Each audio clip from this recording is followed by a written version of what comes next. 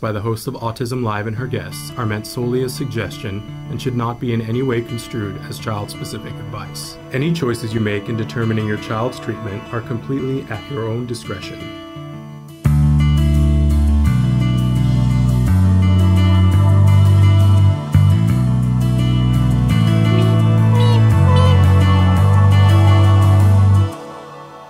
Good morning and welcome to Autism Live during April.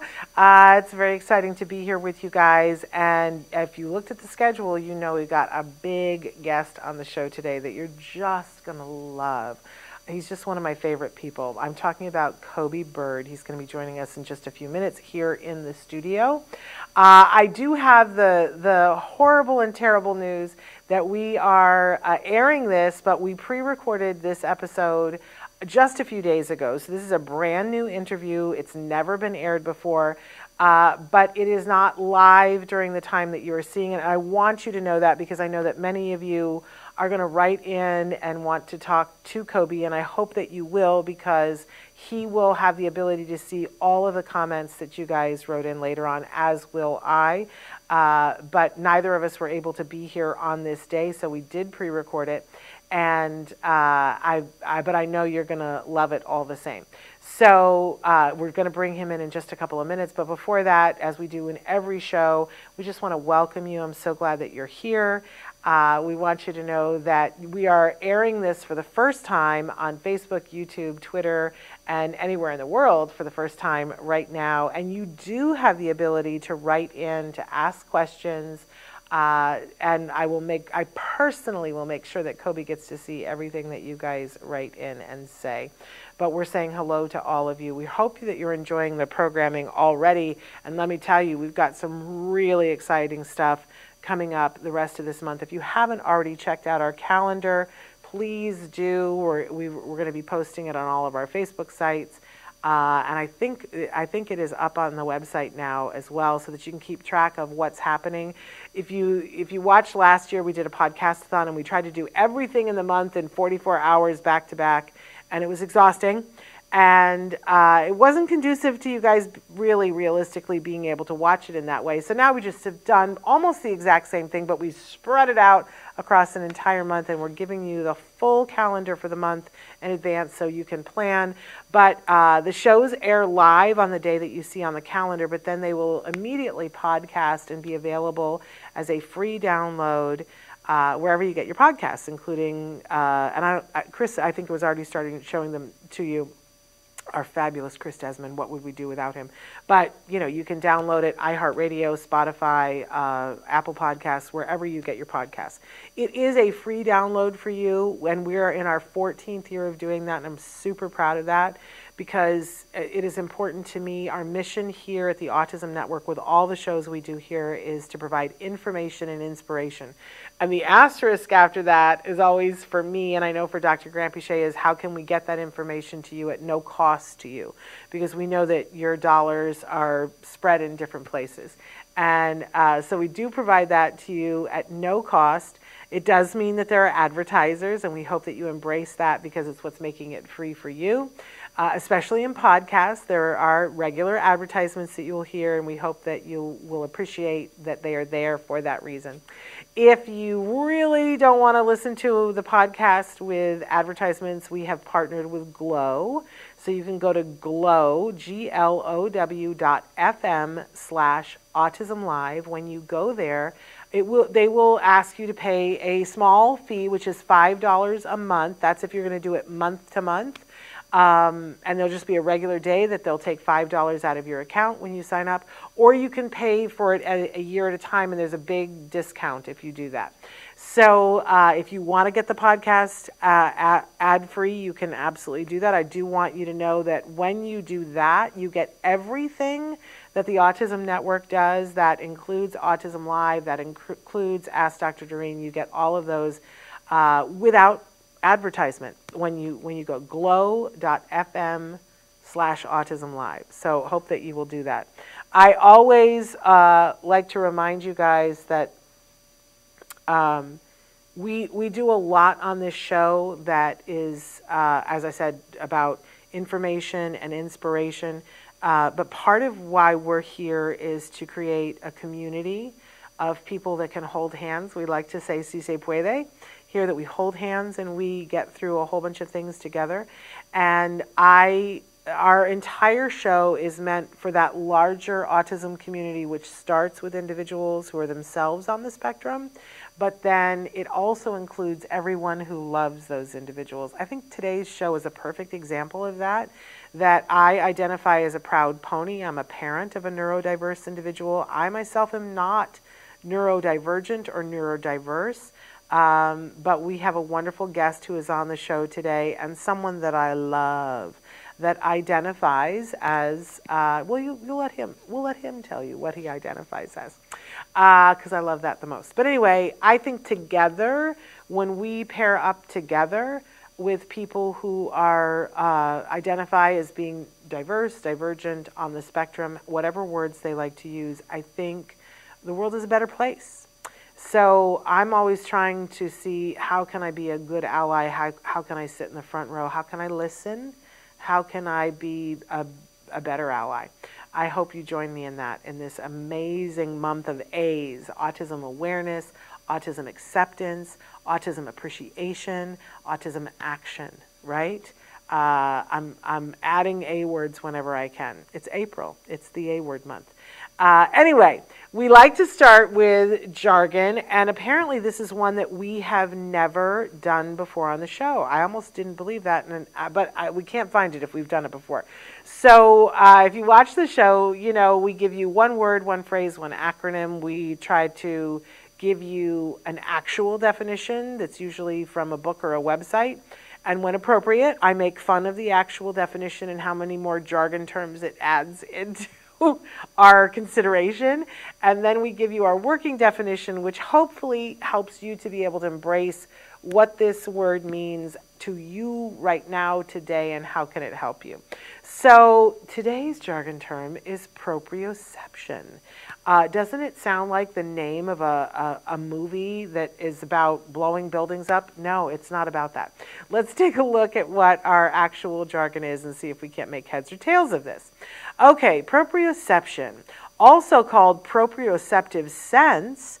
Proprioception is the sense, well, that makes sense, of body movement and position. The sense comes from stimulation of the proprioceptors in the muscle, tendons, and joints in the skeleton muscular system, and also the vestibular receptors in the inner ear. Even without visual clues, proprioception enables the body to determine its spatial orientation. Thank you very much, psychologydictionary.org, and this is why we do this on the show. And look, it's a great definition. I'm not sure who for, because if you're not already an expert in proprioception and vestibular receptors, I don't know if this is all that helpful to anybody. But it's a starting place. So let's continue on to our working definition and see if we can't make heads or tails of this. Proprioception is having an awareness of where your body is and what it's doing without having to see it with your eyes. Okay, so let's talk about this for a minute. Have you ever had the experience where you're sitting someplace but you doze off for a second and you kind of divorce yourself from this realm and you wake up and there's this sharp coming back and you kind of jolt because you realize I'm in a chair. I don't know who I was for a second. I was asleep for a second. And you're like, oh my gosh, where am I in space? Or you don't know where you are as you're coming back awake. So your proprioception is helping you to know what's happening. So that the other day I was in a restaurant and obviously the table is there and my foot was below the table, and I have a sense of, because of proprioception, I have a sense of where my foot is, right? But I realized I thought I was putting my foot on the bottom of a table, right? Because it felt like that's what it was, but about 3 seconds later that moved. And I immediately wanted to look and see under the table, and what I had done is stuck my foot on the person that I was having lunch with on top of their foot, right? But because I couldn't see it, and my sense was that it was resting on something that was hard, And then that was challenged for me, right? I think the best thing to think about with a kiddo on the autism spectrum is that when you're trying to teach them to ride a bike, right? And so often an individual on the autism spectrum, when they go to ride a bike, they want to look down to see what their feet are doing to pedal, right? So, and what we want is that proprioception to kick in enough so that they are spatially aware, and as they're pedaling and moving their feet on the pedals, they don't need to look down anymore. I would tell you, everybody has a different amount of proprioception that they have. It's very individual. And we talk about people having high proprioception, that people are so aware of where they are in space and time, and this can be a very good thing, or it can be something that adds a lot of pressure to somebody. But then there are those of us, and I count myself in this category, who have a low proprioception. That I am not a good keyboardist because I need to see where my fingers are. I can't look at the screen and type at the same time because I lose track of where my hands are in space and time.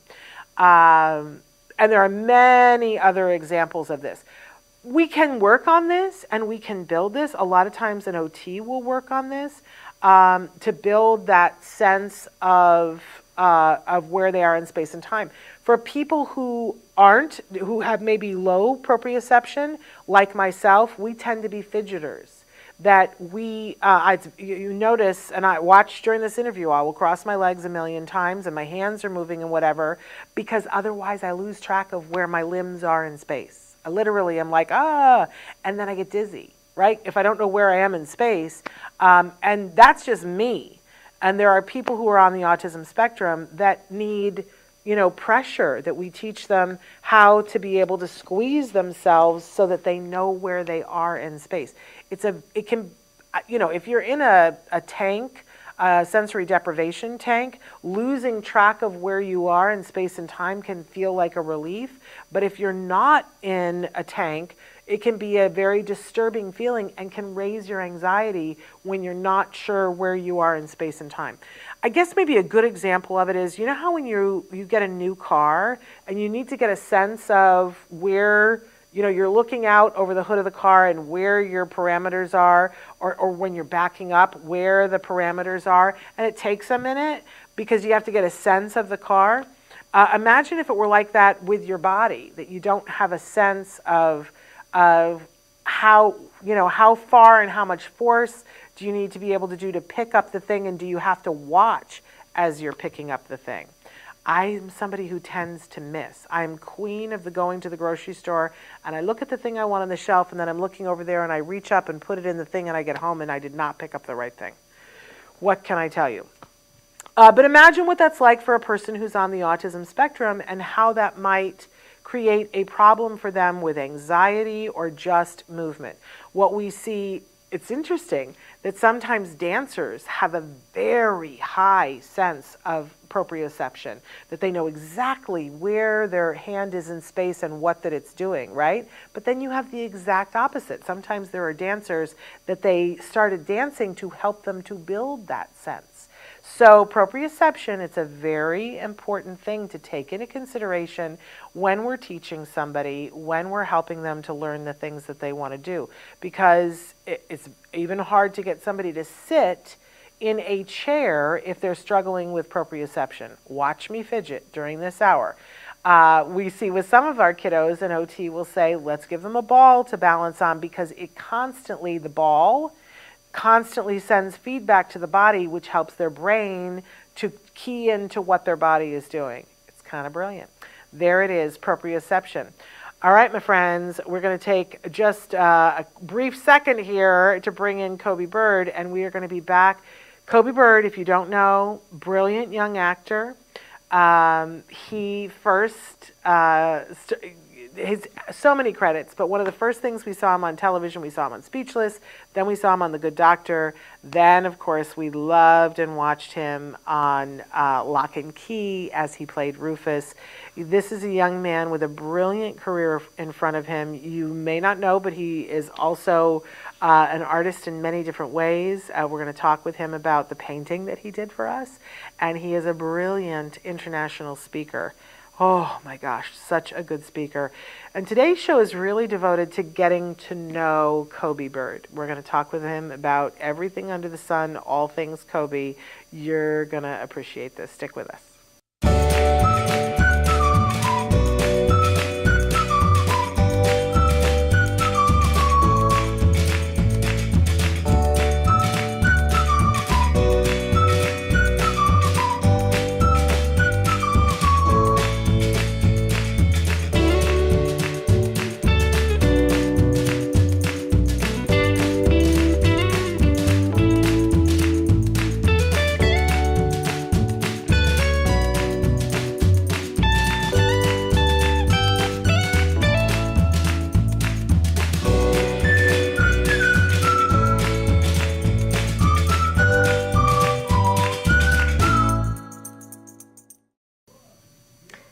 Welcome back. We are here with one of my favorite people on the planet.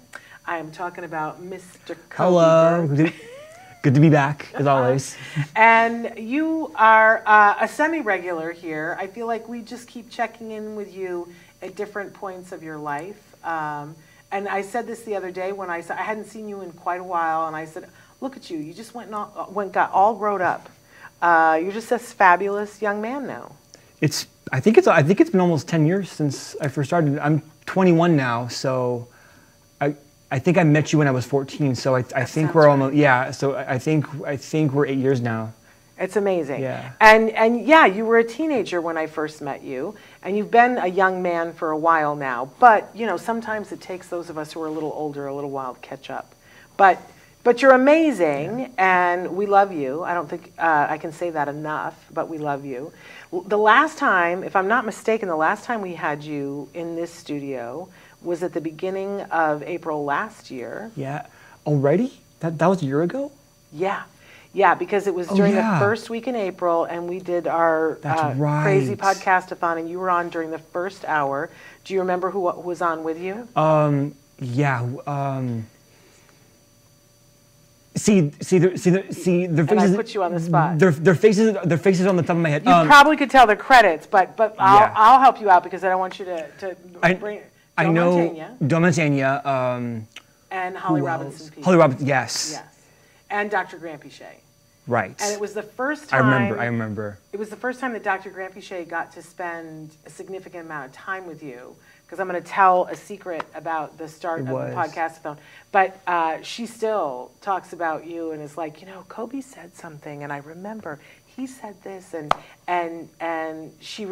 it really impacted her meeting you, and she brings you up all the time. So that's a pretty amazing thing. Well, she's an amazing person, and like seeing what she's done all these years for the community, it's amazing. It really is. Well, and I'm sure she'll appreciate hearing you say that. But for those of you, if you haven't, go back and watch that hour of the podcast-a-thon because you stole the whole thing. We had Holly Robinson Peete and Joe Mantegna here, and you stole the whole thing. You just started saying stuff, and Holly and Joe just turned to you, and they were like, oh my gosh, this young man. And we were also featuring that day that you made a painting for us. I did, yes. That hangs in this studio just to my left here. And we don't have a lot of people in studio, but whenever we do, people come in and go, I love that painting. Who did that painting? And we're so happy to tell them that you did. So you're so multi-talented.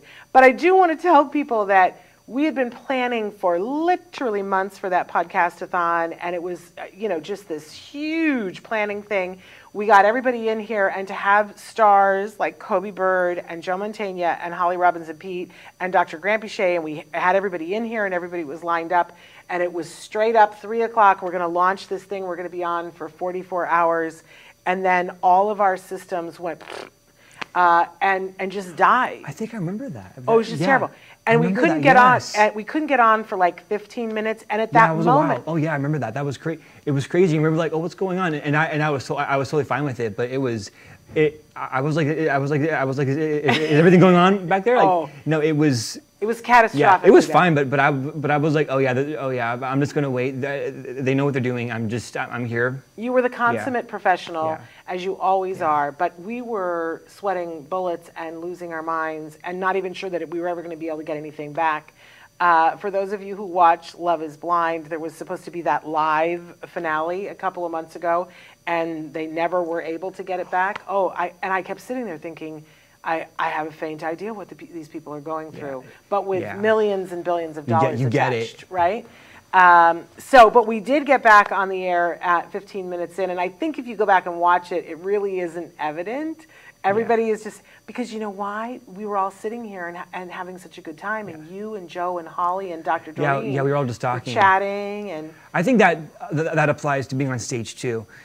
Nobody in the audience knows what is going on behind the scenes, because there's so much going on behind the stage within the actual show, between all the performers and actors and everything. And there's so much you don't know what's going on. So when it's from the perspective of somebody who is in that situation, it's different. Totally different. It's so different. So, and I didn't really even, I went through some of your bio before, but for those of you who are just tuning in, Coby is a brilliantly talented actor, and we saw that when you were on the first time when you were 14 years old. But you have continued to amaze the world. You have blazed trails for so many people. You guys saw him probably first, if you're not in the LA area, you saw him first on The Good Doctor. And boy, you tore down so many barriers when you did that.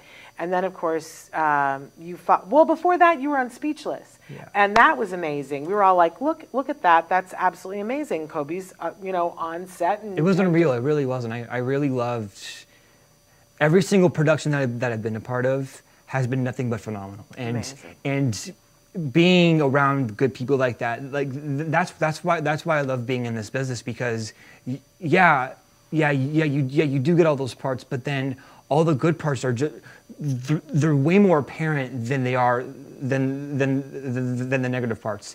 And that's what I've always looked at. And it's been nothing but good for me.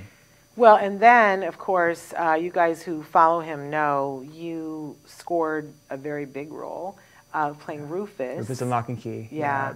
And 3 seasons of that. And amazing. I'd love a reboot. I know it might be a minute early, but I'd love a reboot. But absolutely amazing. And especially the 3rd season of Lock and Key, where you really got to, stretch out a little bit more in the role. But there's, what you do as a professional actor, and that is absolutely amazing. But then there are the ripples that it created in the autism community that have been absolutely brilliant. But I want to say that I promoted this show, and we've been talking about this show, and said that years ago I did a video with Dr. Temple Grandin where I was in the car with her, and I was driving, and we were just talking. And I had said to Dr. Grandin, we're just going to talk about, life and you, and we want to get to know you. I love that. And it was so much fun. And then this thing happened in October where I happened to be in a car again. There were no cameras, although I wish there had been. And your mom was driving, and I was in the car, and you and Dr. Grandin were in the car. Yes. And you guys struck up a conversation. And I think your mom and I were like, oh my gosh, this is like the most amazing thing that we've ever been witness to. I remember that. Temple is such an amazing person. Right? I always knew she was amazing, but having to having actually met her and having actually spoken to her, it was such a different experience, and I loved her even more. And just talking to her about all those things, she got it on that level, and having somebody who was so close to me, in that aspect, actually being able to have that conversation, it was so amazing just to experience that, but be in it and just have somebody who understood all that.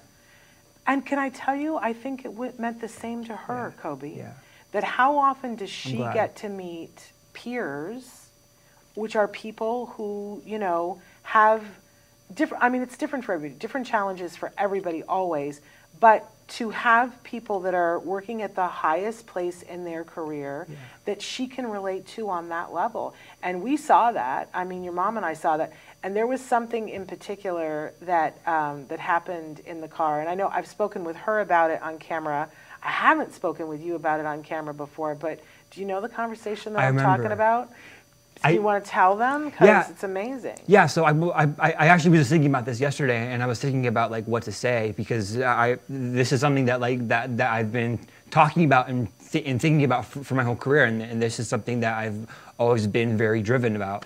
And one of the things that me and Temple were talking about is what is first, your profession or your autism, and we said our profession is first, because yes, our autism is a part of us, and it is us, but it doesn't define us. I'm not Coby the autistic actor. I'm Coby the actor who just so happens to have autism. And you can say autism or autistic. That isn't an issue with me. But for me, but for me, when it comes to my career, I always put my profession first. I am an actor first and foremost, and that is who I will always be. And yes, I do so happen to have autism, but that doesn't mean that isn't exactly who I am. That isn't my definition of a human. I am who I am, and yes, I have autism, but my autism is what makes me me, and it's one of the many parts of who I am, but I still am, but I still am Coby. And this was part of what your mom and I was so glad your mom was driving, because I would have driven right off the road. I would have been like, let's call the press. Like, we just heard the most brilliant conversation, to hear you both talking about it in that way, because obviously we hear a lot of conversations about, identity, and I know that for all of us, we're always saying, you tell me how you'd like to be identified, right? I'm okay with however somebody wants to be identified, but to hear both of you say, yeah, but we think it's our career, our profession, and then to think about that and go, well, that's us too. And it made me think of Joanne Laura, who's no longer with us, but she was always saying, work. We need to get people on the spectrum working, because it gives them a seat at the table and it gives identity. And do you know what she said the first time What did she say? She saw you do Lock and Key? She was like, oh my gosh, he's so good. And he has a job on the show. She was so thrilled that your character had a job on the show. That was part of Rufus's identity too. Mm-hmm. That meant the world to her. Yeah, it wasn't always about Rufus and his disability. I don't even think there was even a mention that he had a disability in the show. But once he was just Rufus, and you might have seen something, not sawn. You might have seen something. You might have seen some things here and there, but it was never. But it was never. Oh, Rufus is different. Oh, he's slow. Oh, he's so and so. It's never been about that. He was just Rufus, the caretaker of Kiosk, and that's always what it was. And he was valued as a person and a working person. Exactly. Which she just loved that you were putting that example out. And of course, I was just blown away by how good you were. You're so good on camera. You're so good on camera. But what I started to tell this story is that I wanted to take all this time to talk about Coby things and get to know Coby better. And because some of you may not know, because I am lucky enough that I consider you part of my family. We're not just friends at this point. You're part of my family. Yeah, we're family, yeah. But a lot of people there may not know a lot of things about you. So I wanted to start by talking about what are things that when you're not working that you like to do. I can think of one thing, because you bring it with you everywhere, and it's underneath his chair. You tell us. Say no more. So, for context, my whole room was full of Legos. That was my obsession. And as time has gone on, as I have gotten older, and I've broken away from Legos. I still love Legos, but nowhere near as much as I used to. And now my whole entire room is a whole library of books. Yeah. And so all I do now is read. But it's gotten to where I have so many books in my room that I've been considering getting an e-reader, because I was thinking to myself, I'm going to run out of storage sometime soon, and then I realized, oh wait, no, I have no storage anywhere in my room, because it's gotten to where all of my books are on the wall now, and we've put up shelves on the wall to put on my books. Yeah. So it's gone to where I've been considering getting a Kindle and actually using that more. But at first that was a big change because I was really nervous about getting one because having a book with me, that's all, bringing it everywhere I go. That's my comfort space. Like knowing that I have it with me everywhere I go. That's always been kind of like my safe space. And sometimes I'll bring one everywhere I go, but then I'll ask my mom, hey, should I bring them my book? I don't know if I should leave it in the car, bring it in the restaurant because. Yeah. But knowing that I have it with me, like that's my sensory object. Like that's something that I know. If I'm having a hard time, or if I just need to just compress and just to calm down, I have my book with me. I can read it, and then I'm comfortable. But also it was a way for me to break away from technology. So having a Kindle was. So I was thinking having a Kindle would mean it would just be another technology, but then I actually used one for the first time, and it wasn't that way at all. And I'm considering to get one, but I bring a book everywhere I go, like right now. And I always have one with me, and even though I don't read it, I just having it with me. I feel like I can be myself, and especially if I'm having an anxiety attack, like at least I know I can sit down and know that my book there is with me. Yeah. Do you know the only other person I have known in my life who took a book with them everywhere was my mom. Really? And the thing for my mom was she had a purse. And so her book was with her. She would take her book and her knitting with her, or her crocheting. And my mother would knit and crochet and read a book at the same time. She had a book holder. So there's something about when you're always there with a book that reminds me of my mom, and it's a very pleasant thing, right? I love that. But and I love that any time that from time to time we'll have little get-togethers at our house, and there'll be people there. And if I ever can't find you, I look and I find somebody is deep in conversation with you about books. Mm-hmm. And about what you're reading, and then they bring up a book and whatever. Yeah, I love but that. I see that is a place of connection for you with so many people. Oh, yeah. So let's connect with the audience. Tell us about this. And are you loving it or are you not loving it?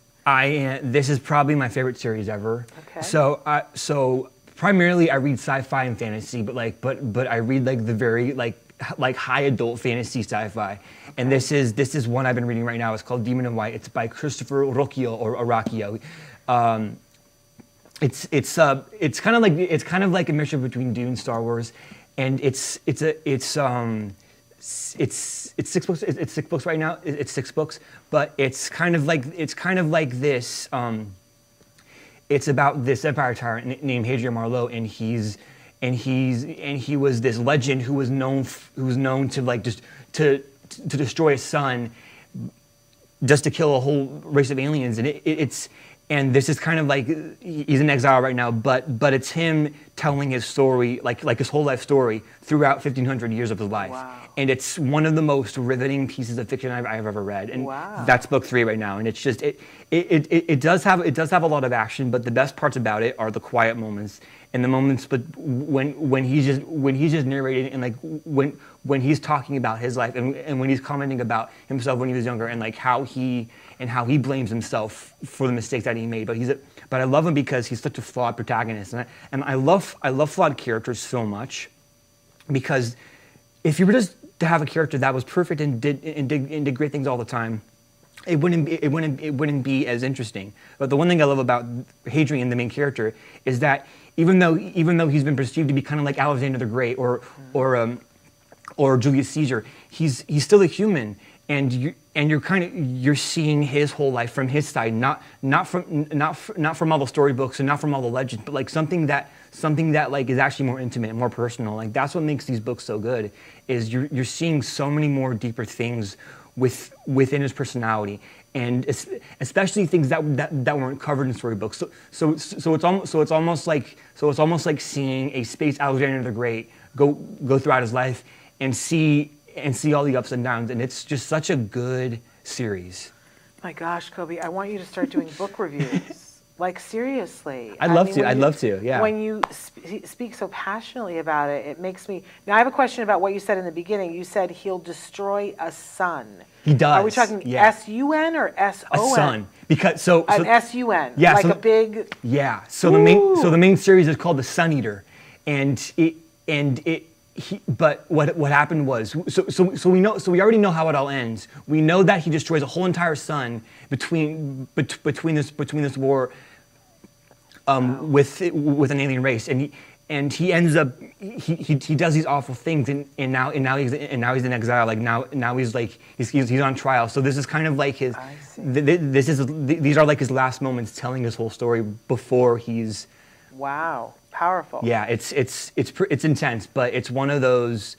It's like Better Call Saul, kind of like to where you see him start off as who he is, and then you see the downfall of his character as it goes on. It's a slow burn. It takes its time, and you do get set pieces, and you do get really good moments here and there, but the best part about it is that you see him get worse and worse and worse. It's a corruption story. Like you see this plucky young kid who wants to have peace with an alien race go to that to being this absolutely sociopathic empire tyrant who wants nothing but to devote his life between his family and his empire. Wow. And it's like Dune where the one thing about it was that it was never about him. It was never about Paul being the hero. It was about seeing him go from being this very awkward kid to just this absolutely insane messiah. And it's such a phenomenal character arc. But wow. Well, amazing. And so this is the third, and it's one of your favorites. If I were to ask you, what is your favorite of all time book? I know it's just like brutal to ask you that, right? It's like Sophie's Choice. And I'm not going to hold you to it. Like, you can amend it later on. This doesn't have to be your forever be all end all, but just off the top of your head, and if you have to say three, what if you were going to make a recommendation to somebody and say, oh, this book, I love this book so much? So it depends, because primarily I read fantasy and sci-fi, and like a lot of the stuff I read is not like it's not something that anybody could just read, but there are some books that I've read that I've thought, oh yeah, this is incredibly important. And I think the one book that the book series that got me into reading was Game of Thrones. Okay. And Game of Thrones, I remember for the longest time I wanted to watch the show, and I wasn't allowed to watch it because it's Game of Thrones. And it kind of became this joke between me and my mom, saying, I made a post years ago when I was 15 on Instagram, and it was so silly, it was so dumb, but it was me. I was saying, if I can climb to the top of Matterhorn, I kind of watch Game of Thrones, Mom. And I would make those kinds of jokes. Like, I pretty much would like beg her to watch it. And then finally, when I was 16, I asked my mom one time, hey, I just realized that Game of Thrones are based on books. Are the books as bad as the show? And then we kind of made a deal, and she said, okay, if you read all of the books, we will watch the show. So so you've seen the show now. Mm-hmm, how old were you when you watched the show the first time?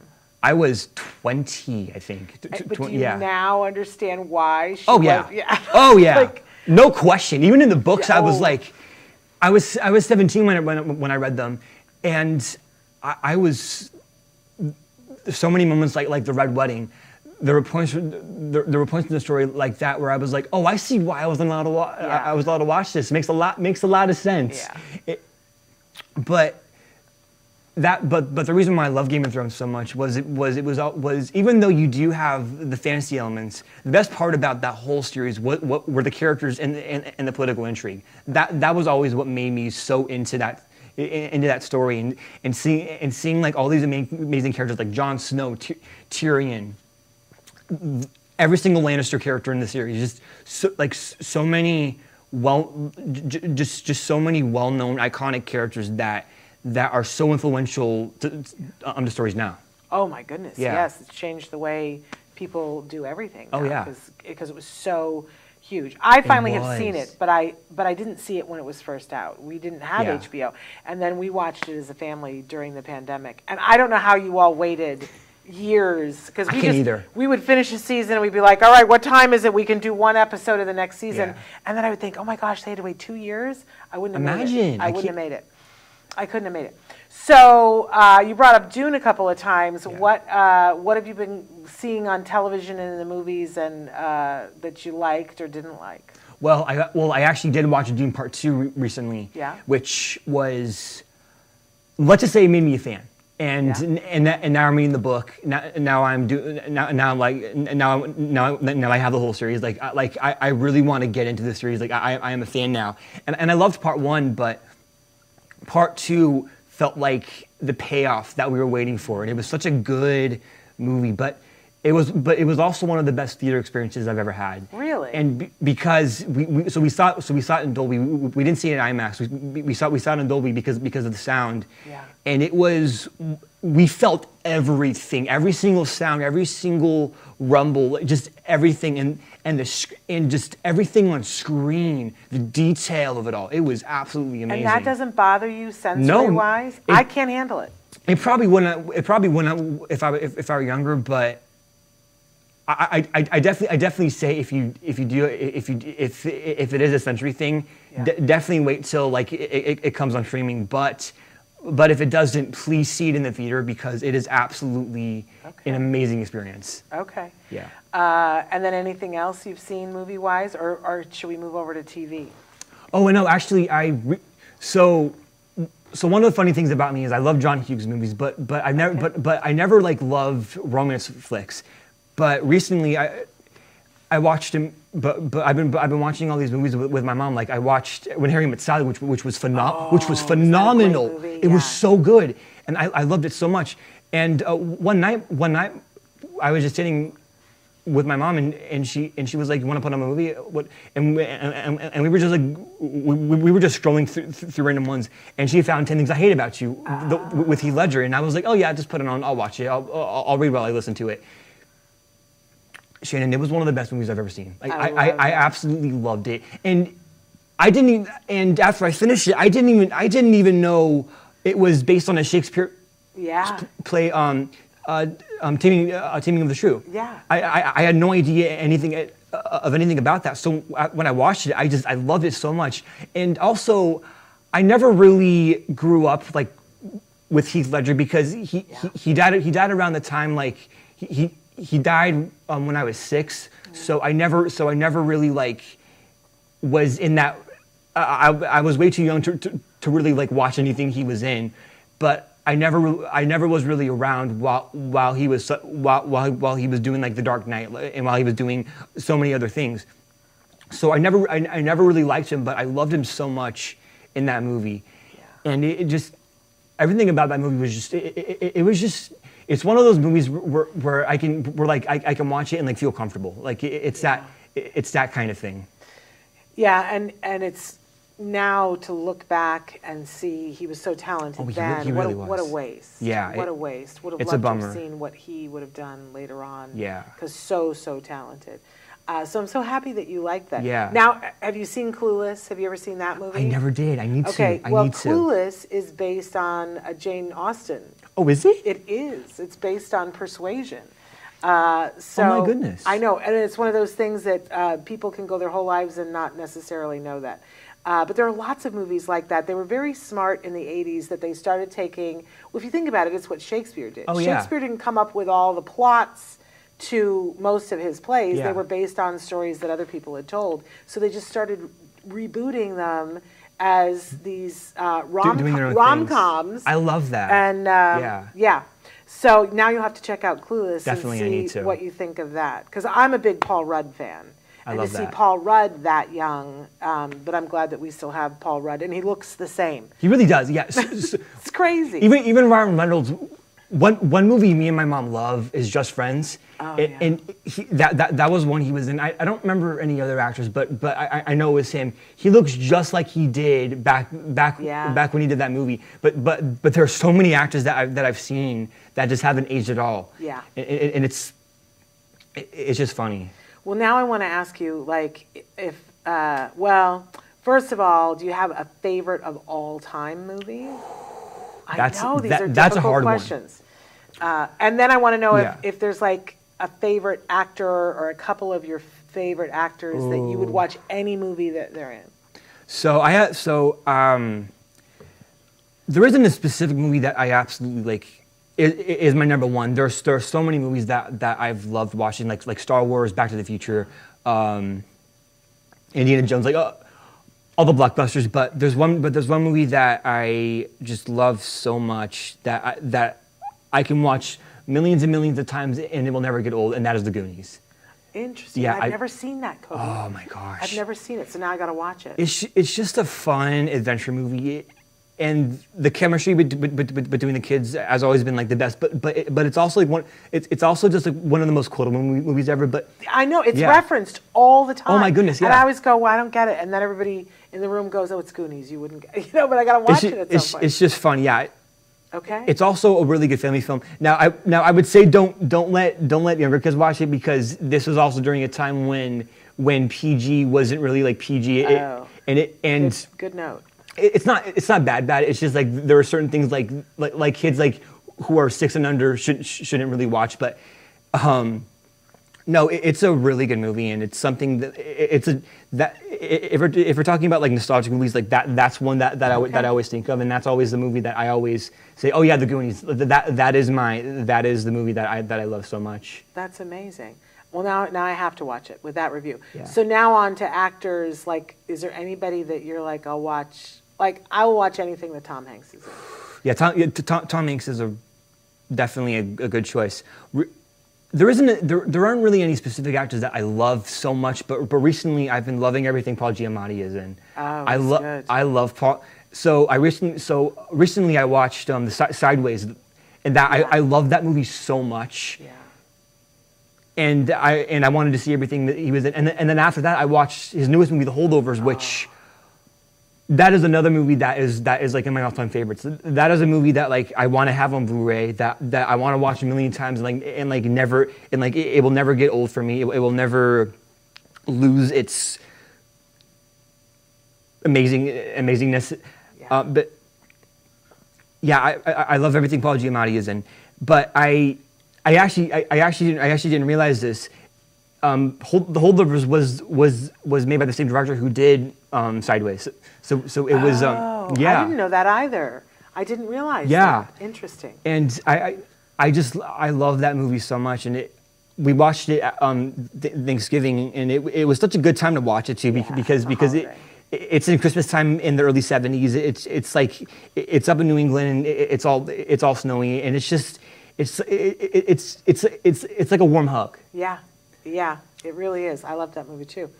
Okay, so I want to move, because this is so much fun, but I want to move on to other things that you like and that you do.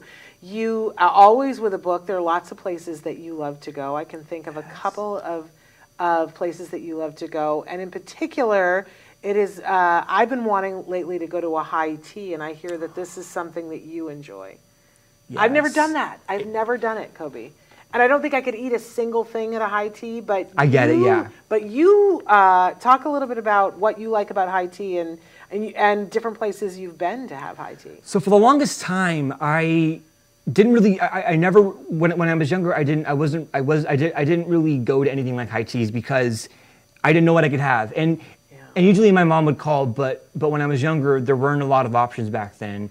Because what kind of diet? Because in case they don't know, what kind of diet are you on? Yeah, just tea and like some and like a thing of fruit, and that pretty much was like all I could have had originally. But because why though? Because you're gluten and dairy free, right? Okay. And so many of them are like breads and cheeses and desserts and everything, and usually even if there's something I can have, they probably put like a glaze on it that's cream or milk. So you never really know what they have that is available. So for the longest time, I never really got to do high teas. Yeah. So but then there were a few that were amazing. The first one I ever went to was in Disney World, and it was the Grand Floridian. On Floridian. My mom had talked to the chef before, and it was amazing. Like I had. My mom cried actually because they gave me a whole thing of sandwiches, scones, all kinds of just amazing things. That was amazing. And then I did another high tea in Toronto, or no, not Toronto, on Niagara on the lake. I love Niagara on the lake. Oh my gosh, it's the best. It is. And at the end we stayed that they had a high tea, and they were also amazing. So every time I've done it, I've had a great experience. But I've only done it a handful of times. But recently. So for the longest time, I've gone to the LA Arboretum, and that's always been somewhere It's a great place. We've had memberships, and I love it. We go occasionally, and it's just a good place to just walk around. Like we're in nature. It's just really, it's lovely. Recently, so last month, my mom was telling me, hey, we're going down to the Huntington. I got membership, and I'm like, what's the Huntington? I've never heard of it. Yeah. So that's how everybody in LA calls it. They call it the Huntington. The Huntington. Yeah. It's called Huntington. They'll say it without the. The Huntington Library. Yeah. Yeah. And I was like, what is a Huntington? And she was showing me, and she was sending me all this stuff, and I was like, oh wow, this is actually really cool. But I came to find out that it actually was right. It was right by Arboretum, which I had no idea about. I didn't realize that. I didn't even know it existed until like last month. So we go, and she tells me we're also doing a high tea in Huntington. Shannon, it was one of the best experiences I've ever had. Wow. I absolutely love the Huntington. It is like a new safe space for me. But it's amazing because it has the Chinese because it has the Japanese gardens. It has the Chinese gardens. It has. Wow. Tea house and there were all these Roman statues all over, and it was so beautiful. But I loved it because I love the Arboretum, but I love Huntington even more because I felt safe there. It's the kind of, when you think of paradise, like in your head, that's what I think of, like the Huntington, because of just how serene and just how peaceful it felt, and how just it was huge. And even though there were people there, it wasn't. It wasn't like it didn't feel public. It didn't, and even though it didn't feel public. It didn't feel like it didn't feel touristy. It was just this really this really nice location with so much nature around me, and the tea was phenomenal. Like that I think if I were to say like the best one I've had, it would be the one in the Huntington. Wow. Because there were so many, every single thing that they gave me, every bite I'd be like, what is this? like I couldn't process it, and I'm like, I don't know if I should like this. I don't know if I should. It's good. Like I'm eating this, but like, can I have this? Right. It's an unfamiliar taste, maybe, or even a texture. Exactly. I love that because I never had things like that before. But they had sandwiches. They had like chocolate fondue I could have. Wow. It was amazing. It had no dairy in it. No dairy in it. That's pretty impressive. It was amazing. So I love the Huntington. We have memberships there now. So that's also like somewhere I want to just bring a book and just like sit down and read because it's that kind of place where like that's like one of those safe spaces you'll have if you just want to get out of the house and just go somewhere. Well, and I love, there's always a picture of you wherever you go, sitting someplace with you, reading your book, that you find a moment, like my mom, that you find a moment to be there with your book. I love the way you talk about food and appreciating food. You are this tall drink of water, and you probably can eat whatever you want. But I know you to be somebody who really appreciates good food. Oh, yeah. And lucky for you, you have your mother who is like, the best chef ever. Like I keep trying to talk her into going on that next level chef because she's so good.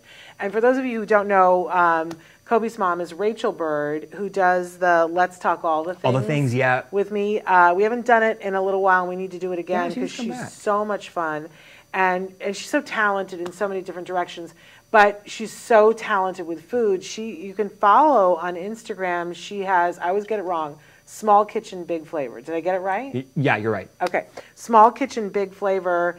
And I said to her the other day, I was scrolling through my Facebook, and sometimes the Instagram stuff, I don't really understand that because I'm a Luddite. Sometimes the Instagram stuff comes up on my Facebook, and I was scrolling, and I was like, what is the, it just came up this video that was just showing food, and I was like, what is this amazing thing, and who is making this? And it was your mom. And she was making, I don't know, it had eggplant, and it had insane amounts of like wonderful. Oh, yeah. Or maybe it was the one that she was doing with the butternut squash. Was it recently?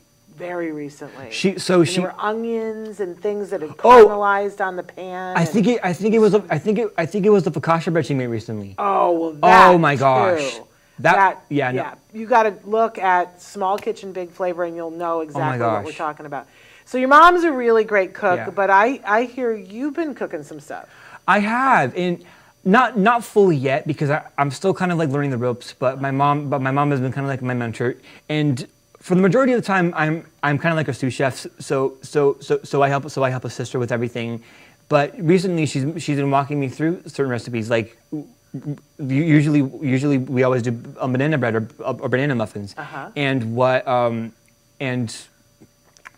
day she was walking me through on how to Something went wrong. Siri is responding to something that one of us said. Oh yeah, she wants to be. Well, yeah, she wants to join the conversation too.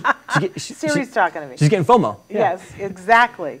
But I'm sorry, you were saying. Oh no, yeah, yeah. So it was banana muffins, and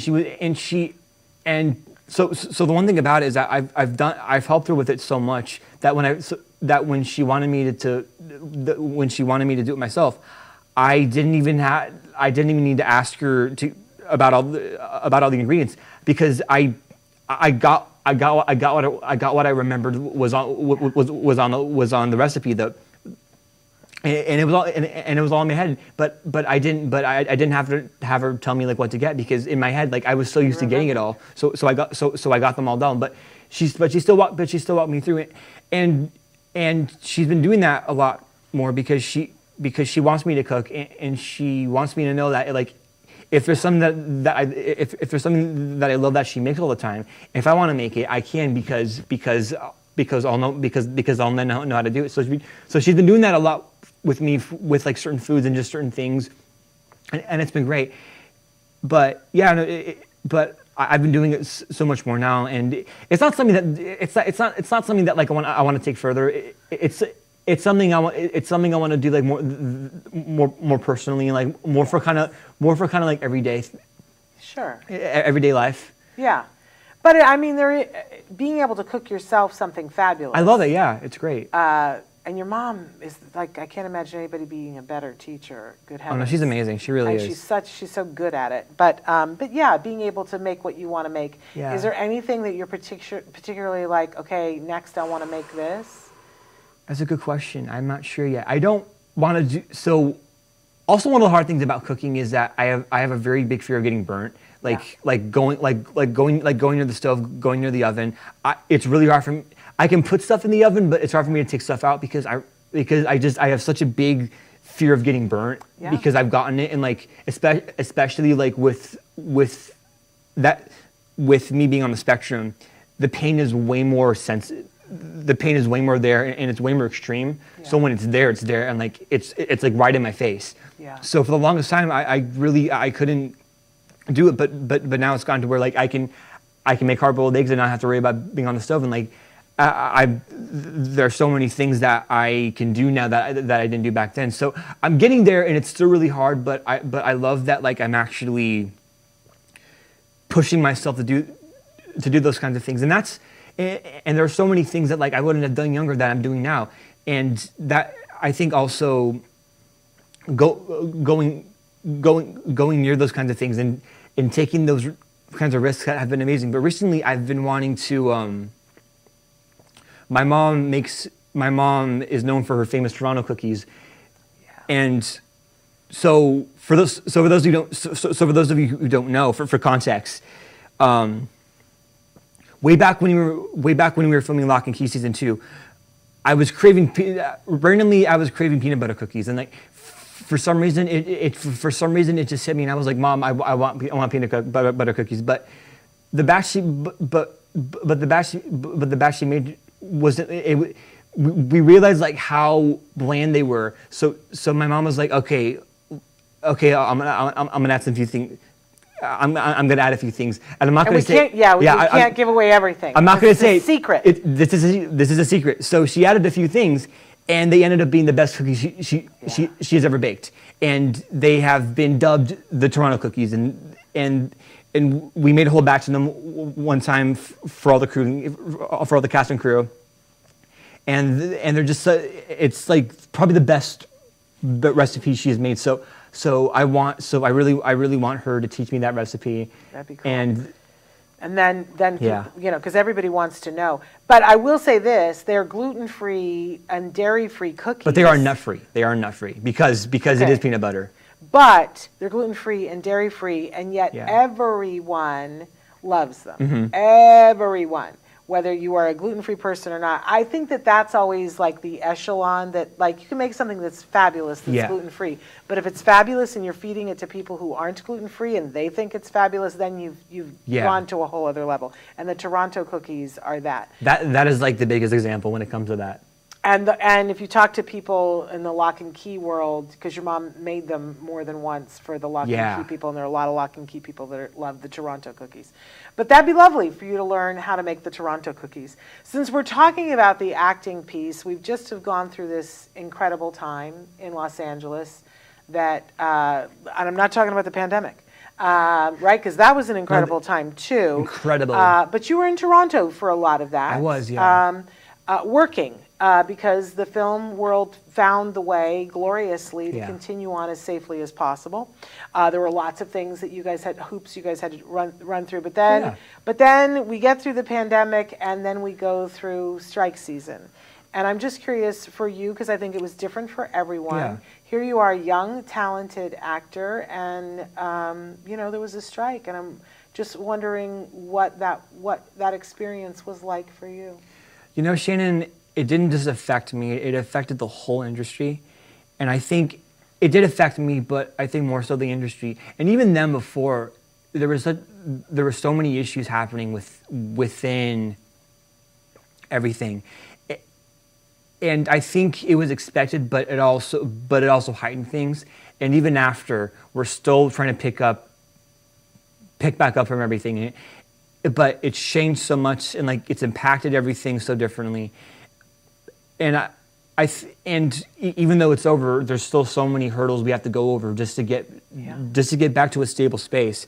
But it's been honestly like what it all comes to is I just want to work. Yeah. All I want to, like, I will do anything, commercials, guest starring, regular. It doesn't matter. I just want to work because that is my safe space, and that is something I love to do. Yeah. And I haven't done it in so long, and I'm not gonna lie, it is tough, but also I know that I am not stopping anytime soon. I'm still going, and even with all of those hurdles going on right now, that is not stopping me. I'm still going. I'm still here. I'm still here talking to you. Yeah. And that to me is the most important thing right now. So I never let it get to me. And even though I do have days where I do struggle, and I always have days like that. And honestly, like the only thing that comes to my mind is work right now, because that is always what I think about, and that is always something. This is my life I'm talking about, and this is something that gives me joy, that has made me who I am now, and that is something I don't want to get rid of so suddenly, because it is still with me, and it is still something that makes me feel comfortable, and that gives me actual joy. So I don't want to let things like the strike or the slog or the lack of doing things get in the way of my career. I'm still walking. I'm still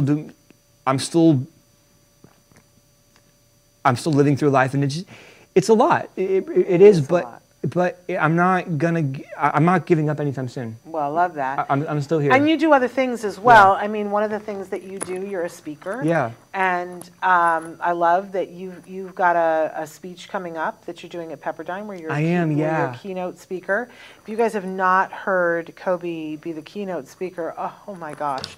I got to go, it was such a treat. I got to go before the pandemic. It was like the fall before the pandemic. I got to see you do the keynote speech at TACA at their annual conference, and there were people weeping, standing ovation. It was amazing. I loved it. It was a pretty incredible day. I was so glad that I wasn't going to be able to make it, and then I just got in the car that morning and I was like, I need to be there. I need to see this, and my goodness, it was so worthwhile. And I'm so glad. And to see so many people line up just to get a moment to get a picture with you and talk to you after the speech, it was just so amazing, Coby. He's a great speaker, you guys, and oh, thank you. And he does such a good job. And if that's something that you guys know people that you want him to come and speak, definitely reach out because he's a great speaker. So you got that coming up at Pepperdine. Yeah, I'm excited for that. That's next week, and I'm excited to hear how that goes. Wonderful. But I guess, and we're running low on time, but I wanted to talk a little bit about, is it a hard thing? I mean, here you are, you're a young man and you're an actor, and I mentioned before, though, that you've made inroads in the entertainment world, and really, in a very real way, for some people, you are the face of autism, and is that a huge responsibility for you? How do you handle that? I don't really like to see myself as the face of autism. I'm trying to find the right words. Let me think. So I don't like to see myself as like the face of autism because there are so many other people with different journeys, and I'm just sharing my voice, and I'm telling people like what my life is like living with autism, and but also the reason why I advocate so much, and the reason why I want to share my voice is because I want people to know that whether you have autism or not, you don't let people bring you down. Don't stop following your dreams, because don't stop people following your dreams. If there's something you want to do in life, follow it. Keep going. And I'm trying to find the right way to the reason why I'm spreading my voice out so much is because I want people to know that they can follow their dreams. I want them to know that nothing can stop them. If there is something that gives you joy, if there is something you want to do not stop following it.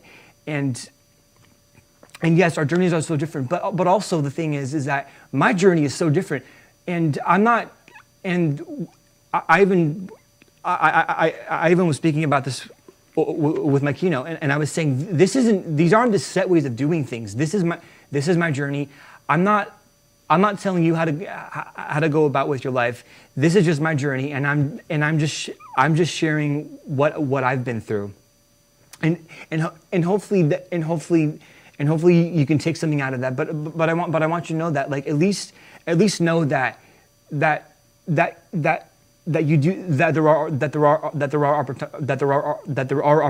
there are opportunities. You can't do things, and it's not, and there always will be struggles, but that isn't gonna stop anything. Don't let that stop you. Yeah. So in a lot of ways, I really am glad that there are people who have been inspired by my words and by what I've been doing, because that's all I've ever wanted from the beginning. So I really hope that there are people who look at me and say, if he can do it, I can do it, and that can be their inspiration. And there are so many other people like that. I'm not the only one doing it, but I want people to know that there are voices out there, that do hear you and that do listen to you, and I really hope that I can get it out even more. Well, I know I'm one of the people who's been inspired by you. I remember when you were like 15 years old and you sat in the studio with me, and I said to you, what do you want to do? And you said, I'm an actor. And you said, and I want to be a working actor. And I remember being like, oh, that's so cute. Here's this 15-year-old, and he has no earthly idea what's involved with being a working actor, And then, you just went and did it. You just went and did it. And I've watched you time and time again. Your work ethic is incredible. I've seen you, and you rise to the occasion, and you are a consummate professional. I've taken you on the red carpet. I can remember a time when we were on the times. Oh my gosh! And it's crazy, yeah. It gets nuts. It gets nuts, and you think you're going to be talking to this person, and you're going to be asking them these questions, and then that's not the person who comes walking up on the red carpet. And I've watched you have grace in so many circumstances where it's amazing, quite frankly. I'm absolutely amazing, and I've been inspired by you, and I know so many other people who have as well. So, thank you. Of course, and that also is why I spread my voice too, because I want people to know that everyone can work. Everyone can do something. Just because my brain works differently, and look, all our brains work differently. But I think even more so with autism, even though there are still differences, we're still people. We still have feelings. We still have lives. We still have dreams. We still want to do things, and that's always why I say profession first, because that's what I've been doing from the beginning. And my autism isn't stopping me from doing that, but also it's helping me, and it's the reason why I am where I am today. So that's why I want people to hear us and see us and know that we can work. We are capable. Hear us, see us, be aware of us. Yes. Yeah. Amen. Well, it's just an overwhelming pleasure to know you. You're just such a wonderful. And I'm glad that we got to take this time so people could get to know you, right? Because I think one of the things that you have, and I say this to your mom all the time, there's something extra that's sparkly, wonderful, and beyond about you. That I remember many, many moons ago, we were doing a crazy telethon that we were raising money for Autism Care Today, and we were doing that with Corey Feldman and his wife, and it was beyond the scope of what was reality, right? And but you were singing, and I was standing there in the room where you were singing, and Corey Feldman was going to have to step in after you were done singing and say something. And he and I were standing looking at the monitor together, and he was like, this kid's amazing. And I was like, I know, right? There's something translucent about you. Thank you. It is that star quality that, when you can be sitting and talking, and sometimes, and you exude this personally too, but there is also something when you put a camera on somebody and something extra happens. You have that je ne sais quoi, that thing that happens and you transform in front of the camera and just an earnestness about you that shines through, that's absolutely amazing.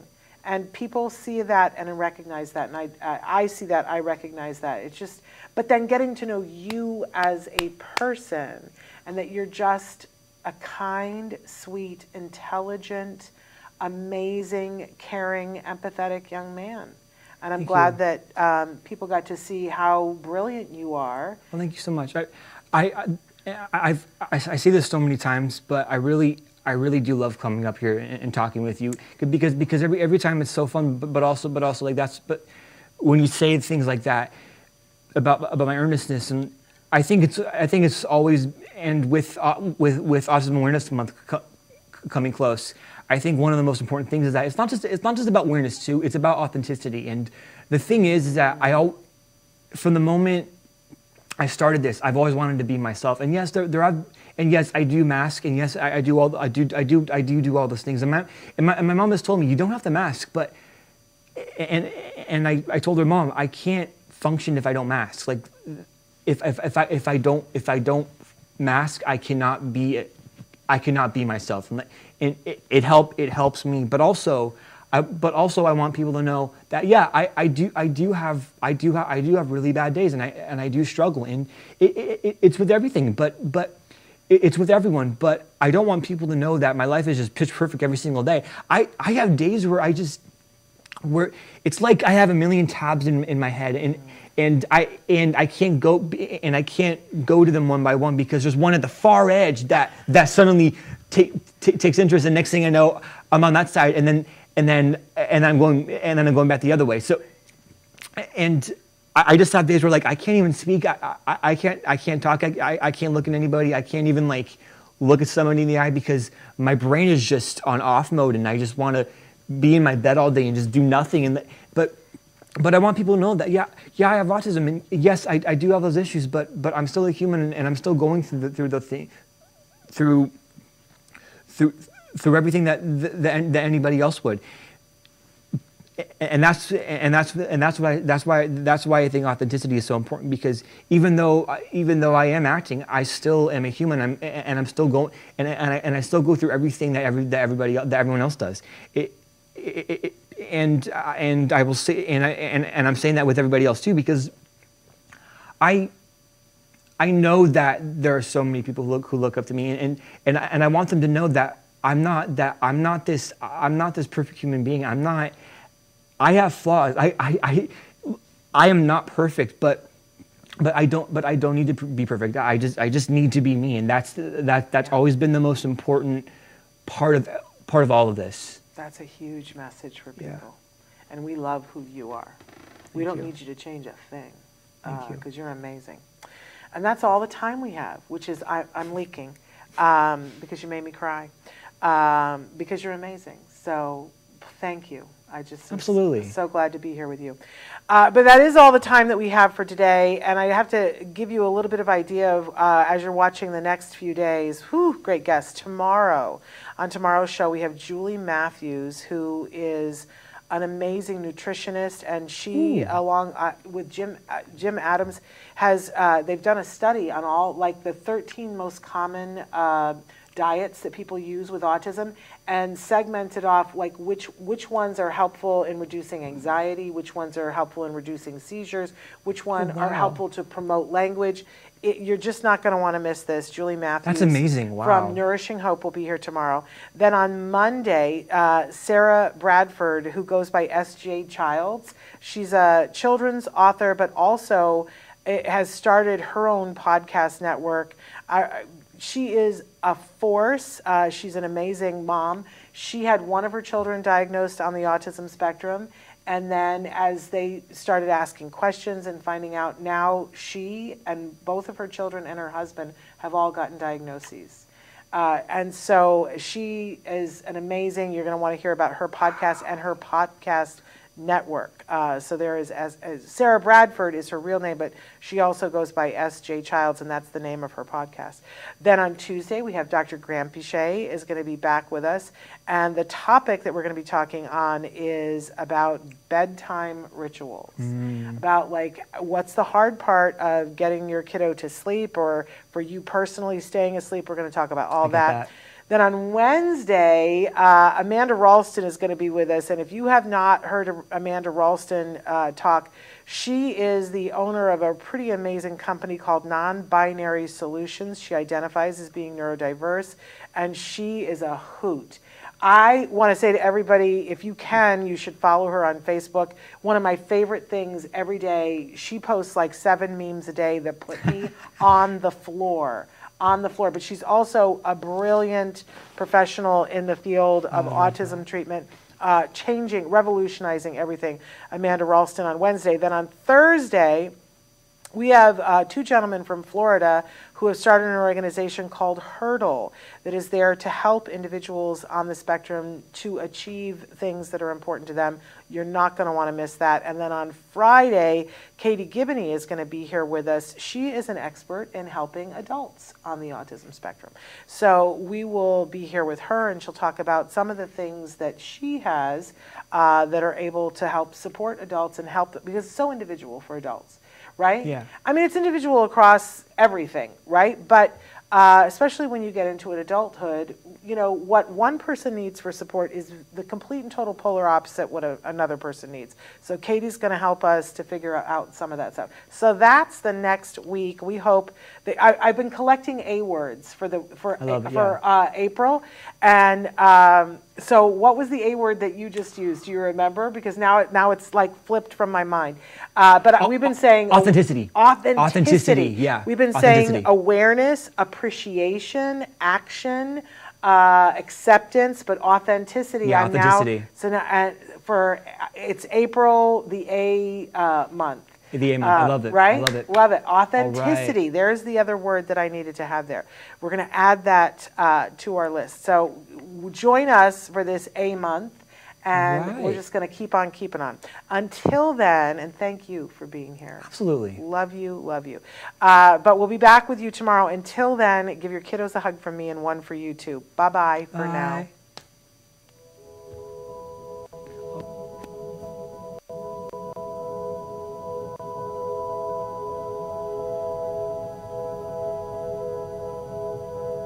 If you found anything helpful in this video, please give us a like. In fact, make sure that you smash that subscribe button on YouTube and give us a like on Facebook. You can also follow us on Twitter and on Instagram for important updates. And please download our free podcast wherever you get your podcasts. Thank you so much. See you next time.